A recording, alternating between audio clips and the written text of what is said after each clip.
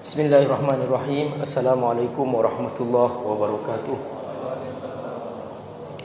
Alhamdulillah, wassalatu wassalamu ala rasulillah wa ala alihi wa sahbihi wa mawala. Ashhadu an la ilaha illallah wahdahu la syarikalah wa ashhadu anna muhammadan abduhu wa rasuluh. Allahumma salli ala sayyidina Muhammad wa ala alihi wa sahbihi ajma'in wa ba'du. Saudaraku rahimakumullah, kita akan melanjutkan serial kajian tentang alam semesta. Tempat kita hidup, tempat kita beribadah kepada Allah Subhanahu wa ta'ala. Dan sudah kita bahas pada pertemuan yang lalu tentang rahasia mengapa Allah Subhanahu wa ta'ala menciptakan alam semesta. Kita sudah jawab bahwa Allah menciptakan langit dan bumi. Allah tidak butuh langit dan bumi. Berbeda dengan kita menciptakan mobil, kita butuh mobil. Kita membuat HP, kita butuh HP.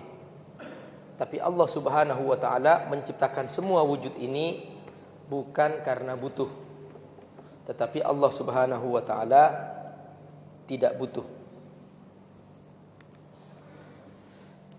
Ini yang sudah kita bahas pada pertemuan yang lalu. Pertemuan yang kedua kita sudah membahas tentang beberapa macam yang Allah ciptakan. Di antaranya adalah langit, bumi sebagai fasilitas. Kemudian kita sudah bahas juga tentang manusia sebagai pengelola. Dan dalam fasilitas ini ada beberapa komponen. Ada benda mati, ada pohonan, ada binatang-binatang. Semua itu kita sudah bahas. Nah, bagaimana kita menyikapi semua itu? Malam ini kita akan belajar bagaimana Islam mengajarkan cara menyikapi alam semesta. Kita akan belajar. Sebelum masuk kepada pembahasan ini, saya akan cerita dulu bagaimana orang-orang kafir menyikapi alam semesta. Yang pertama, di mata mereka kekayaan bumi ini, kekayaan alam ini adalah milik siapa yang kuat. Maka mereka sudah memulai sebuah gerakan namanya imperialisme, menjajah. Karena itu permulaan penjajahan itu dari mereka. Sebab dalam persepsi mereka kekayaan alam ini milik siapa yang kuat. Di mata mereka alam ini seperti alam rimba. Tidak ada hukum kecuali yang meletakkan hukum itu adalah orang yang kuat. Maka siapa yang berkuasa, dia pemiliknya. Yang lemah akan dikuasai. Nah, inilah cara pandang mereka dalam memandang alam semesta. Karena itu mereka membuat sistem kehidupan sesuai dengan kepentingan mereka. Di antara yang mereka bikin adalah sistem kapitalisme. Mereka membuat sistem kapitalisme. Kapitalisme ini adalah sistem hidup yang memberikan fasilitas sebesar-besarnya kepada orang yang kuat secara modal. Disebut pemilik kapital, pemilik modal. Maka dalam sistem kapitalisme, orang-orang yang lemah secara modal, dia harus berkhidmah kepada kapitalis. Karena itu, para kapitalis mereka selalu memastikan keuntungan di awal. mereka tidak boleh rugi sama sekali. Maka kapitalis besar akan mencekik kapitalis yang lebih kecil sesudahnya, karena dia meminjam uang kepadanya dengan harus membayar sekian dari uang pinjaman. Lalu yang lebih kecil ini mencekik kapitalis yang lebih kecil lagi di bawahnya, dengan cara memastikan kamu harus mengasih keuntungan kepadaku sekian. Kapitalis yang lebih kecil mencekik lagi kapitalis yang lebih kecil lagi. Berlapis-lapis cekik mencekik.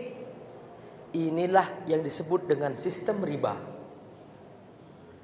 Para kapitalis sudah memposisikan diri selevel dengan Tuhan. Kenapa? Dia sudah memastikan keuntungan lebih dahulu.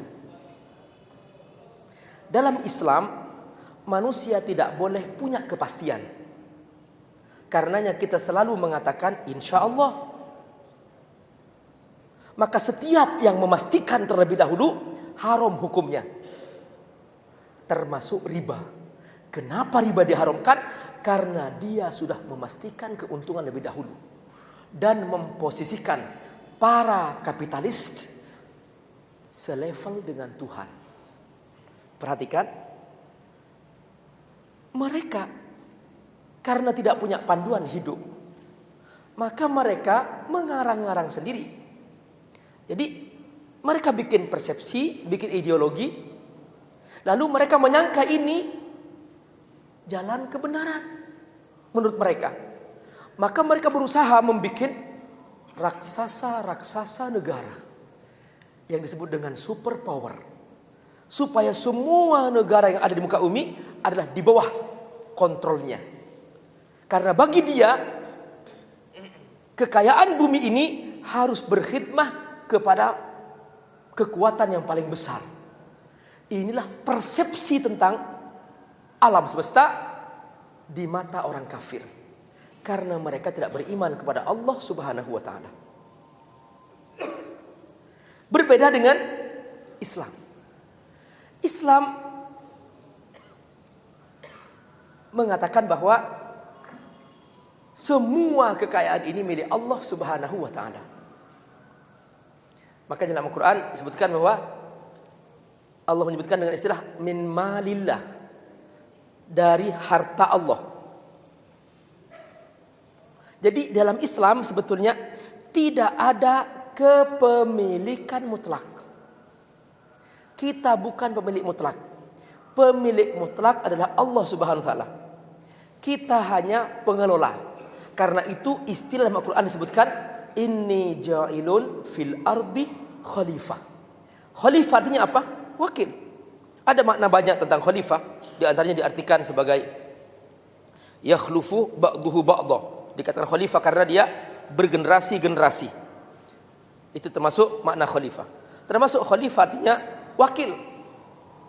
Jadi khalifatullah fil ard. Manusia inilah wakil Allah di bumi. Maksudnya dia yang mengelola bumi sesuai dengan keinginan yang punya. Seperti kita bekerja di perusahaan. Sebagai pegawai kita harus tahu diri bahwa kita ini bekerja di perusahaan. Perusahaan ini ada yang punya. Maka kita bekerja sesuai dengan keinginan yang punya.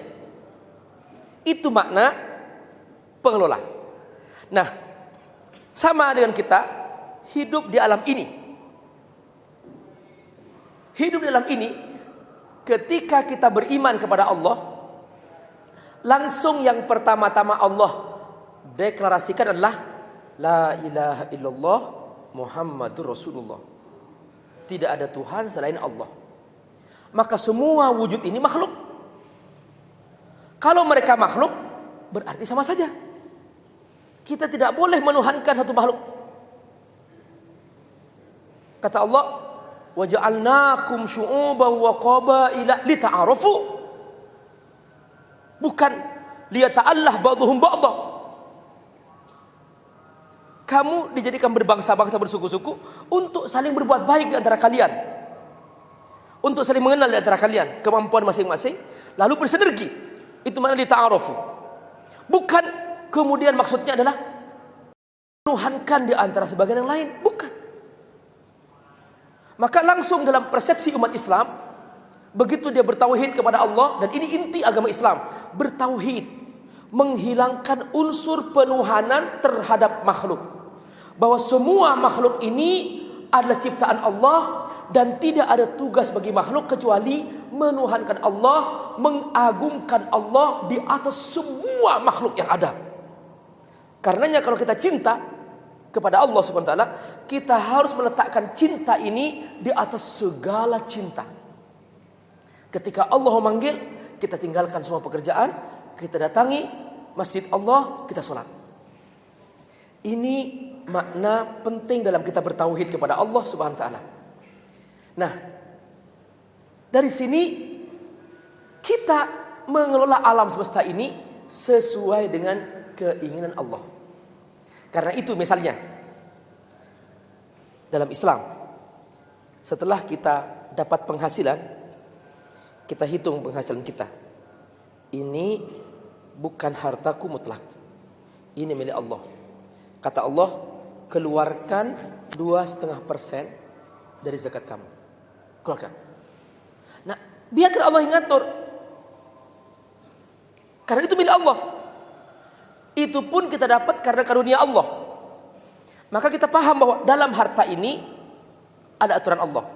Bukan kemudian ketika aku dapat, lalu aku menikmati seenak nafsu, lalu setelah itu terserah aku, aku yang capek, aku yang keringat. Nah, bukan begitu. Tidak, begitu kita dapat, kita langsung berpikir, dalam harta ini ada aturan Allah. Apa yang harus aku ikuti dari aturan Allah? Bayar zakat, langsung. Bahwa di situ ada hak orang lain. Termasuk kalau kita mau bekerja, mau mencari nafkah. Sebelum kita mencari nafkah, kita berpikir, apakah di sini halal atau haram? Jika ini halal, aku maju. Jika ini haram, sekalipun banyak, aku tidak akan maju. Kenapa? Karena aku melanggar ajaran Allah SWT. Ini cara hidup seorang hamba dalam mengelola alam semesta. Maka setiap di depannya ada pilihan, dia berpikir, mana yang Allah sukai, aku maju. Mana yang Allah tidak suka, aku tidak maju. Kata Allah haram, tinggalkan. Kata Allah jangan, jauhi. Kata Allah kerjakan. Yang halal sedikit penghasilannya, yang haram banyak, enggak apa-apa. Aku ngambil yang halal, yang penting aku berkah.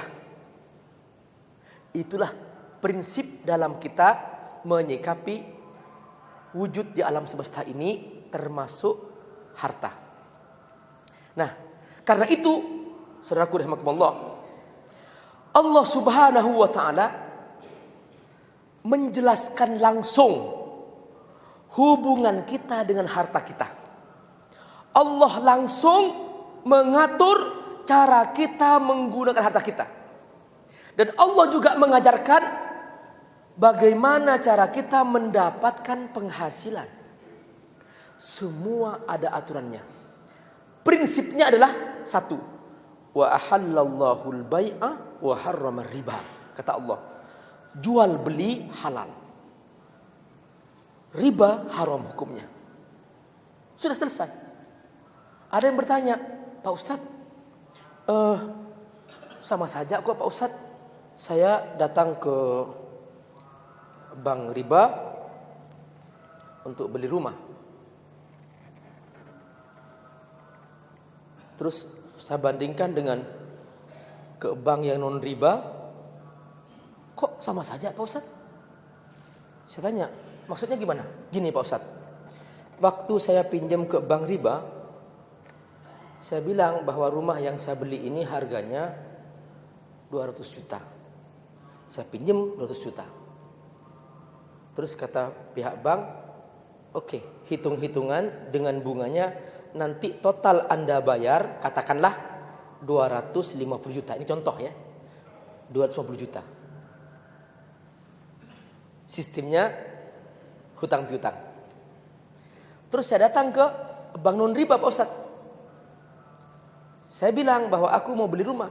Oh iya? Di mana? Di situ. Berapa rumahnya? 200 juta. Maka pemilik bank itu kemudian melihat rumahnya, langsung dia mengatakan, ya sudah, aku beli tuh rumah dan aku jual sama kamu 250 juta. Kamu bayar nyicil, silakan. Total sama dengan berapa? 250 juta. Kan sama saja, Pak Ustadz. Bapak Ibu, Islam bicara akad. Islam bicara akad, ya. Mohon perhatikan.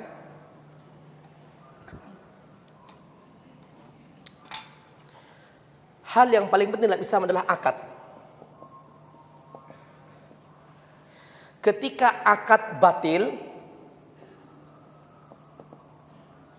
maka semua jadi batil. Ke bawahnya batil semua. Ketika akad halal, maka semua ke bawahnya halal. Contoh. Ada dua orang, fulan dan fulana, saling mencintai. Di sini ada dua orang, fulan dan fulana, saling mencintai. Lalu berkata si fulan ini kepada fulana, kita berzina yuk. Ayo, kata si perempuannya. Yang satunya mengatakan, kita akad nikah yuk, kita nikah. Ayo. Nah, pekerjaannya sama. Yang dia lakukan sama. Kesenangannya pun juga sekitar itu. Tapi yang ini batil, haram. Kenapa? Karena akadnya zina. Yang ini adalah halal. Kenapa? Karena akadnya nikah. Perhatikan. Sama hubungan yang dikerjakan, tapi beda akad. Ini akad batil, maka jadi haram. Dan anaknya pun juga menjadi anak yang terputus nasabnya. Makanya dia tidak punya nasab dan dia tidak punya hak waris. Perhatikan. Dan yang ini akadnya nikah. Maka anaknya adalah anak yang sah dan dia punya hak waris. Sama dengan tadi itu. Yang satu datang ke bank, akadnya hutang piutang. Dalam Islam, hutang piutang, pinjem meminjem, itu jasa. Itu namanya at-ta'awun. Babnya akadnya akad at-ta'awun. Akad tolong menolong. Dalam akad tolong menolong tidak boleh ada penghasilan. Karena di situ amal soleh. Aku menolong si fulan, jangan minta penghasilan. Namanya tolong menolong itu amal soleh. Tapi dalam akad yang satunya akad jual beli. Jumlah uangnya boleh sama, bebannya boleh sama, tetapi prosesnya berbeda. Yang satu datang ke bank, aku pinjam uang, dikasih, nanti dengan bunganya menjadi 250 juta. Yang satu mengatakan, aku pengen beli rumah, kata pihak bank, mana rumah kamu? Di situ. Aku beli ini rumah, setelah itu aku jual kepadamu sekarang menjadi 250 juta. Harganya sama, totalnya sama, tetapi prosesnya berbeda. Inilah yang ingin saya katakan bahwa dalam kita menyikapi lingkungan kita, kita harus tahu cara berakad sehingga kita tidak seenak nafsu. Orang kafir berbeda. Orang kafir yang penting senang sama senang. Maka muncullah namanya 7-Eleven. Bagi mereka yang penting aku senang, aku merasa aman sama kamu, ya sudah, aku bersamamu. Enggak perlu akad-akatan. Kenapa? Karena mereka tidak punya panduan hidup. Maka tidak pantas seorang muslim ikut-ikutan orang kafir dalam menyikapi lingkungannya. Dia punya panduan dalam segala hal. Inilah Islam, wahai saudaraku, bahwa Islam ini adalah agama peradaban. Islam bukan hanya mengatur sholat.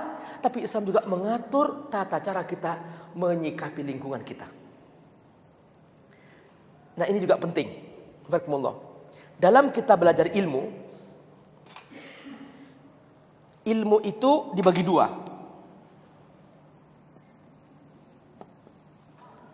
Ada ilmu hakikat, ada ilmu kaifiyah. Ilmu hakikah, ilmu hakikah dan ilmu kaifiyah. Kalau ilmu hakikat ini adalah inti segala sesuatu, maksud dan tujuan segala sesuatu. Kalau kaifiyah adalah cara. Di sini maksud, di sini cara. Misalnya, hakikat solat adalah komitmen kehambaan kepada Allah. Maka aku siap mengutamakan Allah ketika waktu solat tiba. Capek bagaimanapun, sibuk bagaimanapun, Allah memanggilku. Aku paham ini hakikat solat. Maka aku harus datang ke masjid. Bagaimanapun caranya, aku mengutamakan Allah subhanahu wa ta'ala. Ini hakikat solat. Cara solat ada tata caranya. Ada takbir, ada baca Al-Fatihah, ada ruku, ada sujud, dan sebagainya. Itu cara. Dalam urusan cara, ada dua. Ada yang namanya rukun, ada yang namanya furu'. Makanya rukun ini tidak boleh diotak-atik. Disebut dengan usul. Kenapa? Tidak boleh beda pendapat. Ada yang namanya furu'. Di sini ada ikhtilaf, berbeda pendapat. Untuk urusan usul, paten. Tidak boleh kita ngotak-atik. Untuk urusan furu', kita menemukan perbedaan pendapat. Dalam urusan furu', semuanya benar. Tidak ada yang salah. Contoh misalnya,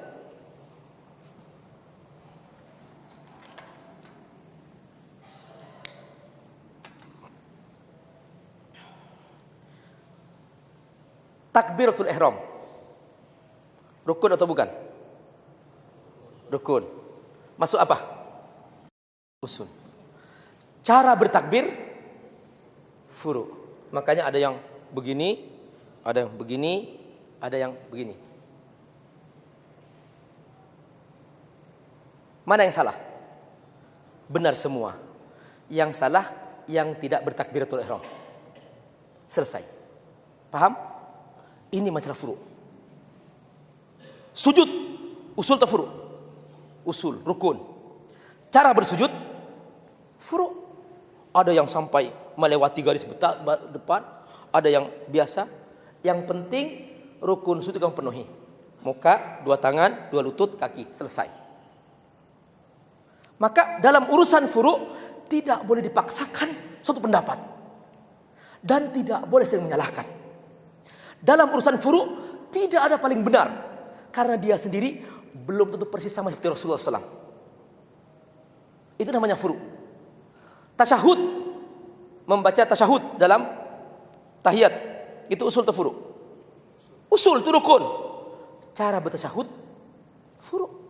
Ada yang asyhadu an la ilaha illallah sekali cukup, kata Imam Syafi'i, lid dilalat tauhid, untuk menunjukkan tauhid.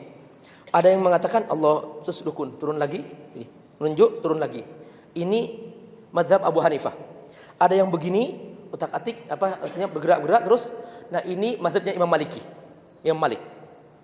Semua ini benar. Yang salah yang tidak bertasyahud. Paham? Nah, itu dalam kita memahami ini harus dengan seperti ini. Dan ilmu haqiqah muhimmatun jiddan. Ilmu hakikat sangat penting dalam kita mentaati Allah SWT.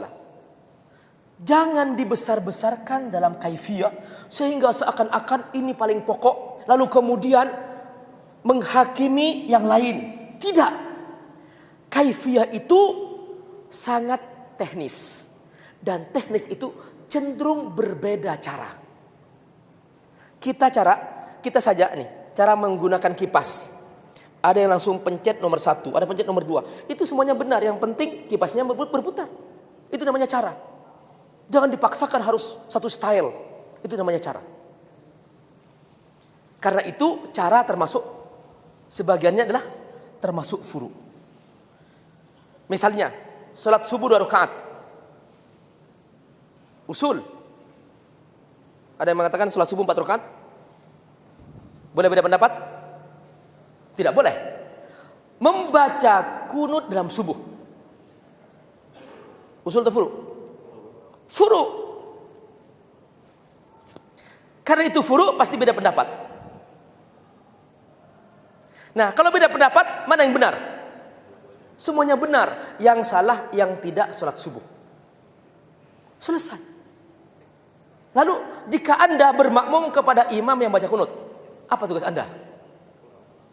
Ikut kunut. Kenapa? Karena kata Nabi, innama ju'ilal imam liyu'tamma bihi. Dijadikan imam untuk diikuti. Coba contoh misalnya. Suatu hari Anda bermakmum sama imam.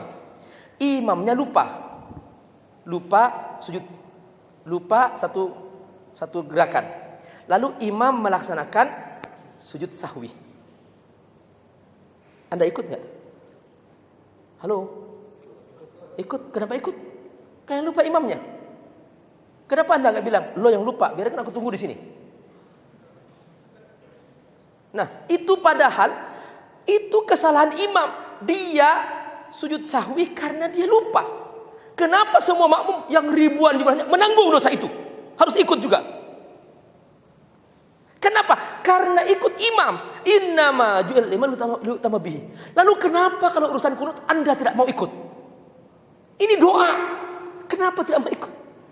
Sujud sahwi Anda ikut. Sebaiknya Anda kalau memang tidak mau ikut, jika imam sujud sahwi, Anda tunggu di belakang. Aku tunggu di sini, biar lo yang sujud. Oh, itu salahnya lo. Nah, perhatikan barakallahu bahwa dalam urusan furu'iyah jangan terlalu ketat. Jangan sampai kita menghakim yang lain sehingga kita menjadi umat yang bersatu. Nah, ini namanya kita tahu berilmu, namanya ilmul haqiqah wa ilmul kaifiyah. Orang yang mengerti hakikat, dia tidak akan bertengkar masalah huruf furu'iyah. Tapi orang yang tidak pernah mengerti hakikat, maka dia akan selalu sibuk menyerang yang furu'iyah. Itulah mengapa dalam Islam kita diajarkan agar kita mengerti hakikat segala sesuatu. Dan orang yang mengerti hakikat jauh lebih tinggi pahalanya daripada orang yang sekedar melaksanakan kaifiyah. Contoh misalnya, 2 orang sholat. Yang satu nggak pernah ngaji, nggak pernah mengerti apa itu sholat. Yang penting aku ikut sebagai seorang muslim, aku ikut aja. Saya tidak ingin mengatakan orang ini mengerti bahasa Arab, tidak. Banyak orang Arab sholat penzina, banyak. Dia mengerti Quran, mengerti secara Arabiah. Bukan itu maksudnya saya. Mengerti hakikat. Bahwa hakikat sholat komitmen kehambaan. Ketika aku ruku, aku siap ikut Allah. Ketika aku sujud, aku siap ikut Allah. Ini namanya ilmu hakikah. Ketika selesai sholat, aku tidak akan berzina. Aku tidak korupsi. Aku tidak melihat yang haram. Kenapa? Aku baru sujud. Mengapa aku keluar dari sholat, lalu kemudian aku berzina? Kenapa? Ini bohong namanya. Aku pura-pura di depan Allah, sujud, setelah itu aku berzina. Itu kan namanya basa-basi. Ini namanya ilmu hakikah. Nah, ini orang yang sholat ini, dia tidak mengerti itu. Dia hanya sholat ikut-ikutan. Selesai sholat, dia berzina, maksiat, dan seterusnya. Yang satunya, dia mengerti hakikat. Selesai sholat, dia menjaga diri dari dosa. Inilah yang kata Allah, innas sholata tanha anil fahsya'i wal munkar. Orang yang sholat tidak mungkin melakukan perbuatan keji dan mungkar. Ini orang mengerti hakikat. Apa kata Nabi? Fadlul alimi ala adnakum kafadli ala adnakum. Orang yang mengerti dengan keilmuan tadi itu, hakikat segala sesuatu, dia lebih tinggi derajatnya daripada orang yang tidak mengerti tadi itu. seperti tingginya derajatku kepada orang yang paling rendah di antara kalian. Dalam hadis yang ini dikatakan bainas sama'i wal ard, seperti jarak antara langit dan bumi. Perhatikan. Hakikat Islam, Bapak Ibu, hakikat Islam persatuan manusia. Makanya waja'alnakum syu'uban wa qabaila lita'arafu, agar semua manusia ini bersinergi menjadi makhluk yang berkhidmah kepada Allah Subhanahu wa taala, pemilik mutlak langit dan bumi. Itu Islam turunkan untuk menyatukan umat manusia, bersinergi, damai, aman, tentram, saling melengkapi di antara mereka, saling mendukung sehingga menjadi sebuah sinergi yang luar biasa di muka bumi. Itu inti Islam. Berarti intinya persatuan. Seperti alam semesta, yang di langit menghidupi yang di bumi. Seperti itu. Coba perhatikan barakallah, saya ingin tunjukkan sebuah ayat ya, yang menggambarkan bahwa ternyata kehidupan kita ini sangat bergantung kepada yang di langit. Jadi kita tidak bisa sama sekali terlepas dari langit semuanya. Jadi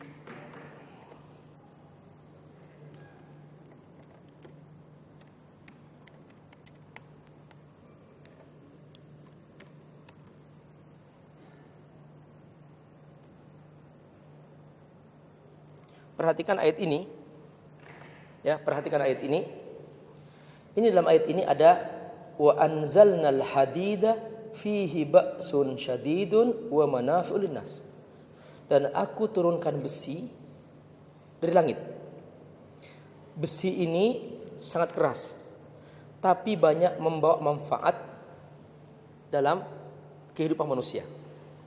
Sekarang saya ingin cerita. Sebetulnya besi ini bukan di bumi. Bumi tidak mengandung zat besi. Semua besi itu Allah turunkan seperti Allah menurunkan air hujan. Tapi kita tidak melihat. Nanti buka di Google searching tentang proses penurunan besi, penciptaan besi. Anda akan menemukan di situ gambar-gambar begitu luar biasa. Saya tidak ingin menampakkan itu di sini, tapi yang jelas Anda bisa cari sendiri karena itu bisa dicari dalam internet ya. Jadi itu Anda menemukan secara ilmiah bahwa ternyata besi itu diturunkan dari langit. Seperti Allah menurunkan hujan. Kenapa kok kita bergantung sama adanya hujan? Karena ternyata dari panas matahari kita langsung menemukan uap. Uap menggumpal jadi awan, lalu awan menjadi menurunkan hujan. Inilah yang kata Allah dalam surat An-Naba. Bismillahirrahmanirrahim. Wa ja'alna sirajan wahhaja wa anzalna minal mu'sirati ma'an sajjaja linukhrija bihi habban wa nabata. Dan kami jadikan matahari dua fungsi. Siraj pengirim cahaya, wahhaj pengirim panas. Makanya matahari bukan seperti bulan. Kalau bulan hanya mengirim cahaya, tapi bulan tidak mengirim panas. Matahari dia mengirim panas, mengirim cahaya, mengirim panas. Untuk apa kata Allah? Wa anzalna minal mu'sirati ma'an sajjaja, untuk menimbulkan awan. Dari awan turun hujan. Dari hujan kata Allah baru ada kehidupan di bumi. Linukhrija bihi habban wa nabata wa jannatin alfafa. Jadi ini ekosistem. Namanya ekosistem. Kalau alam ini semua bersinergi, saling melengkapi, melaksanakan tugasnya masing-masing, kenapa manusia ini kok tidak bersinergi? Kenapa? Karena tidak paham ilmu hakikah. Hakikat segala sesuatu, apa maksudnya Allah menciptakan semua ini? Makanya Allah kasih panduan. Panduan ini mengatur cara hidup. Caranya gimana? Ikut Allah. Seperti dalam perusahaan, semua karyawan harus ikut aturan direktur utama, presiden direktur, CEO, pemilik perusahaan. Kita semua mengarah ke sana. Dia yang memegang ini. Visi misi perusahaan di sini. Adapun cara kerjanya, yang bagian kamera, cara rekam kamera, cara mengedit, itu urusan teknis di sini. Dia tidak masuk ke sini. Nah, dalam kita beriman kepada Allah, kita harus tahu ilmu haqiqah dan kita juga harus tahu ilmu kaifiyah, dua-duanya. Kalau kita hanya sibuk di sini, kita akan bertengkar di sini, tidak akan pernah selesai. Akhirnya kita saling menghakimi. Akhirnya apa? Hakikat Islam yang besar yang oleh Allah diajarkan untuk menyatukan umat manusia, lebih-lebih umat Islam sebagai hamba Allah, ternyata tidak tercapai akhirnya. Kenapa? Karena sibuk dalam masalah-masalah yang teknis. Di sini kita harus tahu bahwa setiap ada ajaran yang akan memecah belah umat, kita harus mengatakan sorry, ini bukan ajaran Islam. Coba angkat tangan. Halo, semuanya angkat tangan. Ya, tepuk tangan sebelah, pundak sebelah kawannya. Ya, oke, tepuk. Bro, bilang. Bro, bilang. Bro, setiap ada ajaran yang memecah belah umat Islam, itu bukan ajaran Islam, bro. Malu tahu sebagai umat Islam berpecah belah.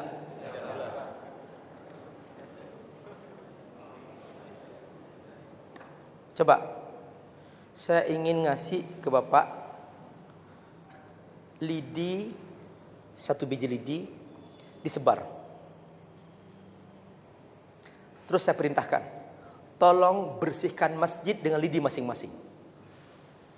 Bisa bersih? Enggak akan bersih. Silahkan dia dari subuh sampai malam, semua sibuk. Bersih enggak? Enggak akan bersih. Coba kumpulkan tuh lidi. Ayo kita mengalah. Ayo kita bersatu. Ayo kita ikat tuh lidi. Kita sapu. Bisa bersih? Bisa bersih. Ini yang Allah inginkan. Perhatikan kata Allah.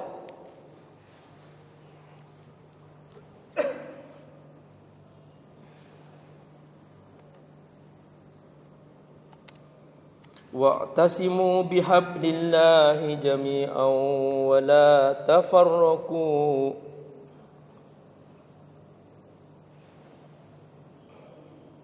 Ini berkali-kali Allah menyebutkan di sini. Banyak sekali wala tafarraqu, jangan bercerai-berai.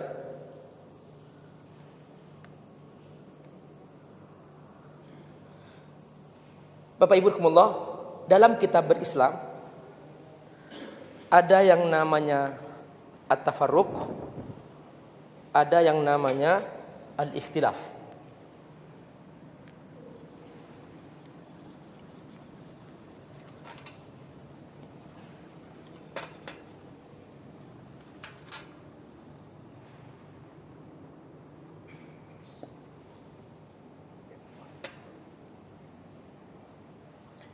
Al-ikhtilaf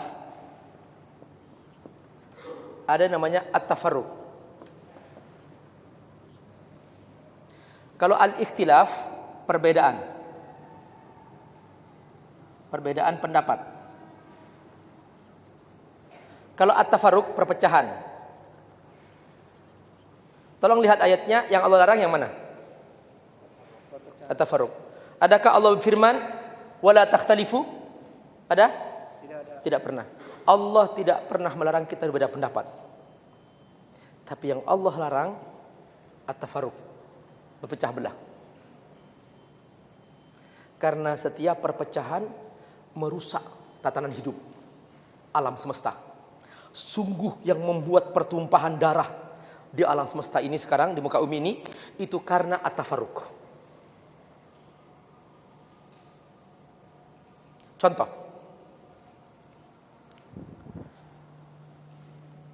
siapa yang sudah menikah ngacung? Yang belum menikah saya nikahkan segera. Coba ngacung. Kayaknya kok malu-malu deh. Wah, kayaknya punya semangat menambah. Gini bang, dalam kita menikah pasti ada perbedaan pendapat antara kita dengan istri kita. Mirip seperti perbedaan selera. Itu namanya ikhtilaf. Istri kita suka bakso, aku suka soto. Berbeda kan? Nah, apakah kemudian karena perbedaan selera ini aku bercerai? Tidak dong. Istriku suka warna baju pink, aku suka warna baju biru. Lalu mengatakan aku cerai kamu. Begitu? Tidak. Jadi ikhtilaf itu normal. Ikhtilaf itu fitrah manusia. Makanya Allah tidak larang.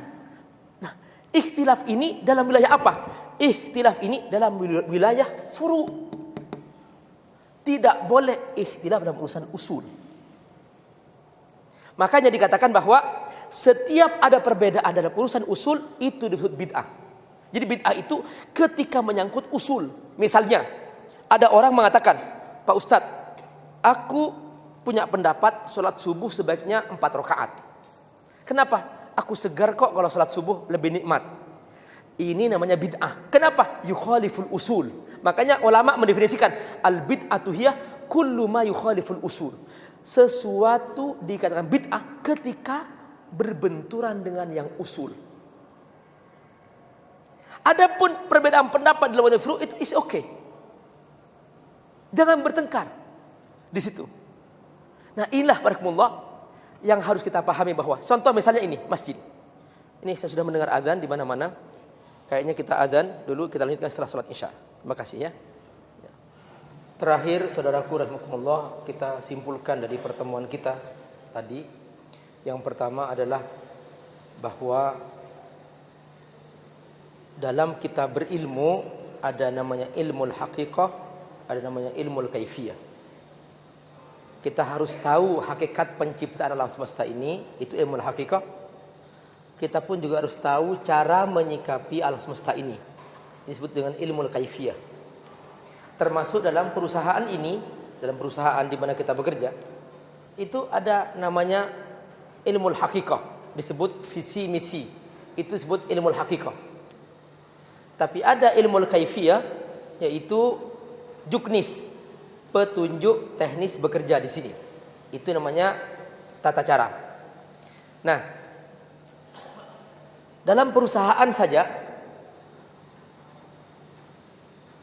orang-orang yang sibuk dengan ilmu hakikah, mereka pahalanya lebih besar, mereka gajinya lebih besar daripada yang sibuk dengan teknis. Para direktur, para pemilik perusahaan, para CEO, itu mereka orang-orang yang sibuk dengan visi misi perusahaan, yang mengatur arah dan kendali perusahaan. Mereka tidak sibuk dengan teknis di bawah. Tapi mereka lebih besar gajinya daripada orang-orang yang hanya sibuk dengan teknis di bawah. Nah, sama dengan kita dalam beribadah kepada Allah Subhanahu wa taala. Tidak cukup kita hanya sibuk dengan teknis. Cara sholat, cara puasa. Itu sudah selesai kita bahas. Itu sudah selesai dibahas oleh para ulama. Bahwa dalam itu ada usul dan furu', itu sudah selesai dibahas. Jangan sibuk dengan itu. Kita harus juga di saat yang sama belajar hakikat segala sesuatu. Sehingga kita menjadi orang yang paham. Untuk apa aku sholat? Mengapa aku sholat? Ini harus ada jawabannya. Sehingga kita tahu target sholat itu apa. Seperti seorang berdagang misalnya. Seperti seorang berdagang. Orang berdagang punya tujuan. Apa? Mencapai keuntungan. Ada orang berdagang di pasar dari pagi sampai sore. Begitu pulang gak ada untungnya. Orang nanya, gimana Pak dagangnya? Gagal. Kenapa? Gak ada untungnya. Berarti ketika seseorang tidak mencapai tujuan sesuatu, maka dianggap gagal. Sama dengan kita, misalnya sholat. Sholat ini hakikatnya adalah inna sholata tanha anil fahsyai wal munkar. Ini kita sudah tahu semua bahwa hakikat salat ini adalah ini. Perhatikan. Innas salata tanha anil fahsya'i wal munkar. Setiap salat akan mencegah dari perbuatan keji dan mungkar. Ini hakikat salat, ya. Tanha anil fahsya'.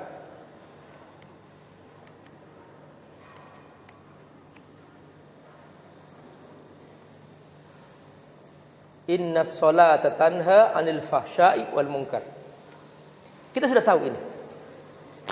Kenyataannya banyak orang yang sholat tapi tidak tahu tujuannya, sehingga disangkanya sholat itu sekedar ritual, wudu, sholat, selesai. Setelah itu di luar sholat mau berbuat maksiat apa saja boleh-boleh aja. Ini namanya tidak paham hakikat sholat.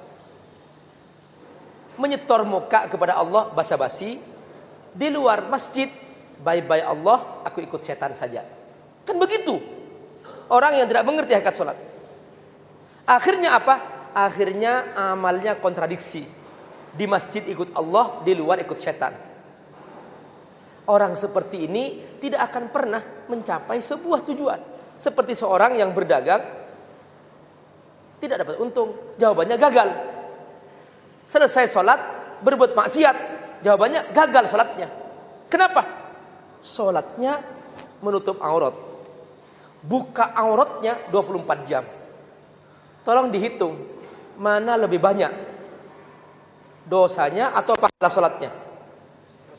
Dosanya. Nah, dalam ukuran pahala dan dosa nanti di akhirat itu setiap dosa akan menghapus kebaikan. Maka ketika dosanya lebih banyak, otomatis sisa kebaikan tidak ada sama sekali.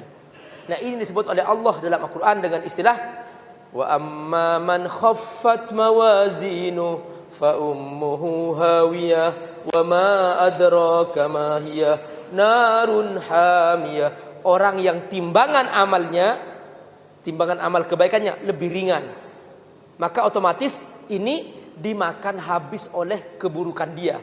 Akhirnya dia masuk neraka. Nah, itu yang pertama. Kita harus belajar ilmu haqiqah supaya kita naik tingkat. Sama dengan kita dalam perusahaan, kita berusaha untuk belajar yang sifatnya visi misi, sehingga kita menjadi orang yang memimpin nanti di perusahaan itu, dan kita akan lebih banyak gajinya daripada kita hanya sibuk bekerja di teknis yang bagian bawah. Itu yang pertama. Terus yang kedua, saudaraku rahimakumullah, nanti kita akan bahas setelah ini tentang bagaimana Islam mensinkronisasi kita dengan alam semesta. Bagaimana Islam menjadi panduan yang besar ini, sehingga kita tidak hanya mengerti Islam itu hanya sekitar sholat, tidak paham Islam itu hanya sekitar puasa, tapi Islam sebuah kehidupan yang besar dan semua ada panduannya.